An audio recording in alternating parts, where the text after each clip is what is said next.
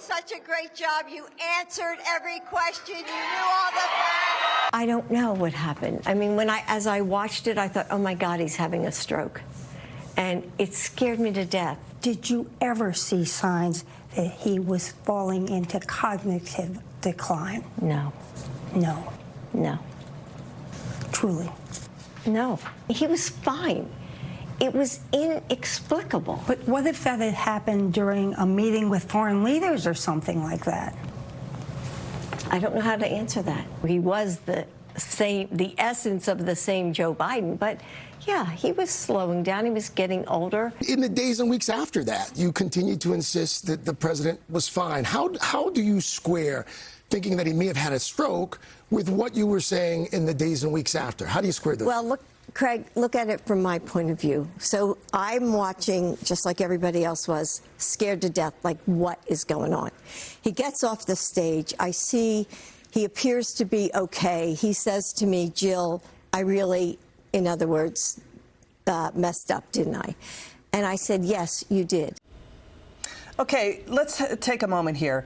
The former First Lady Jill Biden, she's on a book tour. In her book, she said that she and Joe Biden were making a bet, quote, that they just wanted the news cycle to run its course on all of the things that you saw about Joe Biden's cognitive decline, that you would just forget about what you saw with your own eyes. First, that was the former First Lady at the 2024 debate that Biden botched, telling Joe Biden, you did a great job. But now, while promoting her new book, the former First Lady is accused of flip-flopping and leading the cover-up, admitting she thought he was having a stroke, saying, yes, he was slowing down, saying she can't answer what if he showed his cognitive decline in a meeting with foreign leaders. This, as critics say, she saw him up close and personal and knew his condition. Again, she said in her book that they were betting to let the news cycle run its course. Jill Biden's own former spokesman, Michael LaRosa, accused the former First Lady of trying to rewrite history now to, quote, change the tape. Joining us now from Ways and Means, New York Congresswoman Claudia Tenney. Congresswoman, can you help us break down the flip-flops here? This is really hitting her credibility, the Democrat Party's credibility. She enjoyed being in power. She ran cabinet meetings in his absence. Isn't this a reminder that Democrats and Jill Biden did one of the biggest cover-ups in American history?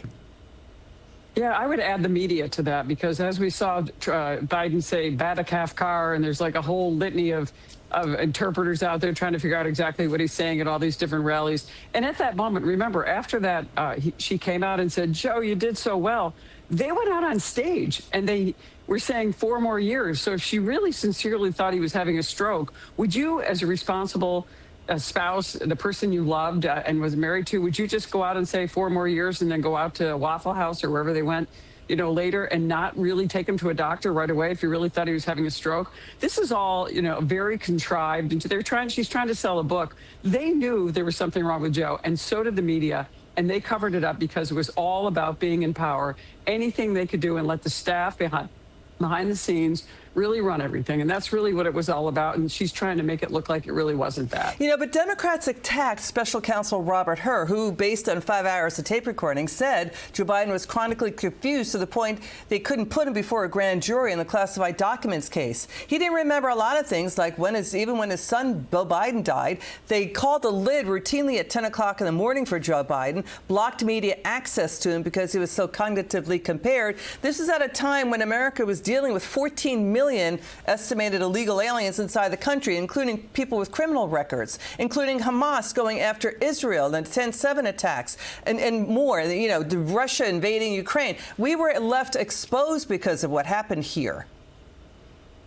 Well, when A.G. Hur's report came out about Joe Biden and that testimony, that night, I actually wrote a letter and put it out in public to Merrick Garland, invoking the 25th Amendment and saying, you need to go and look. If this guy, you cannot claim that somebody is just a kindly old man who he doesn't really know what's going on. He's not capable of facing trial, but a jury wouldn't convict him. If he is not capable of doing the job, they should have removed him. They should have gone through the 25th Amendment process and removed him then.